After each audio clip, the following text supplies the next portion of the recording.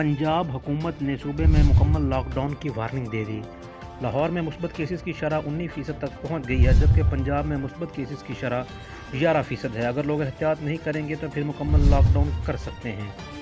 लाहौर बढ़ते हुए corona cases के बायस पंजाब हुकूमत ने सूबे में मुकम्मल लॉकडाउन की वार्निंग दे दी।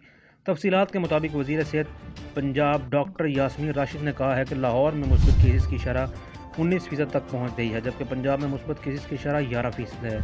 अगर लोग एहतियात नहीं करेंगे तो फिर मुकम्मल लॉकडाउन कर सकते हैं। प्रेस कॉन्फ्रेंस करते हुए उन्होंने बताया कि लाहौर में आज 3056 केसेस मुस्बत रिपोर्ट हुए। 24 घंटों में लाहौर में कोरोना से 28 मौत हुई। इस वक्त लाहौर के सरकारी अस्पतालों में 874 जबकि निजी अस्पतालों में 400 से ज़ायद कोरोना के मरीज जेर इलाज हैं। लाहौर में 30 नए वेंटिलेटर्स लगाए जा रहे हैं, जबकि पब्लिक हेल्थ सेक्टर में 50 वेंटिलेटर मौजूद हैं।